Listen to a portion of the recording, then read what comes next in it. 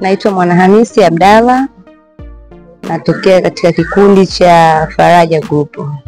Na katika kikundi cha Faraja Group tumeona leo mmekuja kuwatembelea watoto yatima. Labda unaweza kutuelezea kikundi chenu mliwaza nini na kwa sababu gani 10% moja kwa moja mmeipeleka katika kikundi cha yani katika watoto yatima na wala si magrupu mengine katika jamii? Sisi tulikaa kama kikundi, tukafikiria, tukajadiliana wote kwa pamoja. Tukaona ni bora tuje hapa kwa ajili ya kuja kuwaletea watoto kitu kidogo ambacho sisi tulichobarikiwa kuwa nacho, kwa sababu ni watu ambao wana uhitaji zaidi. Ndio maana tukaona tuje hapa. Sawa, watazamaji wa Namarok TV wangependa kutambua, je, Faraja Group mmewaletea nini watoto wetu? Wanasemaga swala ya kauaga haitangazwi. Kwa hiyo tumewaletea vitu ambavyo sisi tumejaliwa kuwaletea. Je, kwa upande wenu sawa, leo mmewaletea watoto yatima, lakini ninaamini mna mwaka katika kikundi chenu? Ya, kikundi chetu sisi kina mwaka mmoja, tumetimiza mwezi wa 4. Sawa, je, katika huo mwaka mzima hamkuwahi kuwapelekea zawadi kundi lolote lile ukiachana na hili hapo Chamazi Trust Group? Hapana, hatujawahi. Hii sisi ndo mara yetu ya kwanza na ndo mwaka wetu sisi wa kwanza tumevunja. Na yapi malengo yenu ukiachana na kuwaletea zawadi hawa? Je, mna malengo mengine ya kuwapelekea watu wengine wenye uhitaji? Malengo yapo mengi zaidi ya haya, yatakuja baadaye, kwa sababu kikundi chetu kilikuwa ndo kichanga kimeanza. Kwa hiyo sasa hivi alhamdulillah tunaanza tena mwaka mwingine, kwa hiyo tunatarajia mambo makubwa zaidi kuliko haya tuliyofanya leo hapa.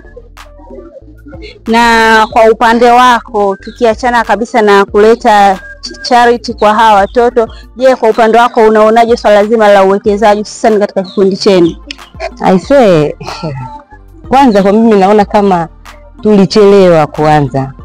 Tulichelewa kwa sababu kuna vitu vingi ambavyo kila mmoja amepata faida zake. Kuna ambao walikuwa hawana viwanja wamenunua, kuna ambao walikuwa wana viwanja ndio washaanza tena matofali.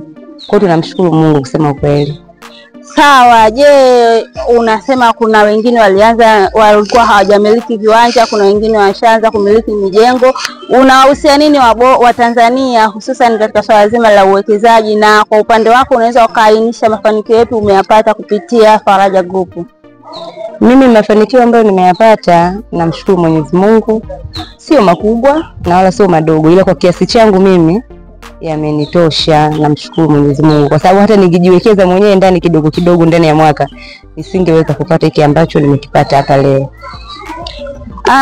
Kwa upande wa Tanzania wengi wanaamini kwamba vikundi au vikoba vinakuwa na dhuluma nyingi, wengine wanadhulumiwa, lakini kwa upande wako mpaka mmemaliza kuvunja kikundi chenu mnaonekana kabisa mfanyaje katika masuala zima ya dhuluma. Hata kama kuna watu walikopa basi walirejesha mikopo yao. Je, wewe kwa upande wako unawaaminisha vipi wa Tanzania katika swala zima la vikoba ili mradi watambue vikoba vina umuhimu? Yaani kwanza inatakiwa vikoba vyao viwe vinatambulika, kwa sababu kuna watu wanaanzisha vikoba tu hivi vya mtaani.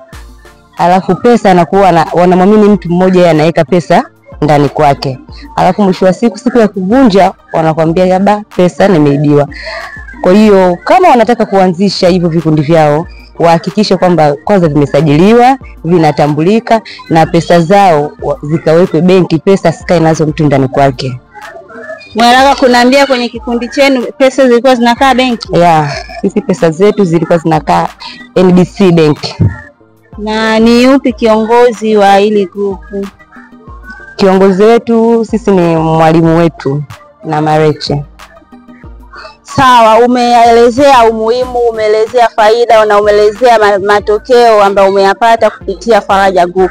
Lakini tungependa uainishe au utoe neno au wazo kwa watazamaji wa Namarok TV ili wapate faida zaidi kupitia interview yako.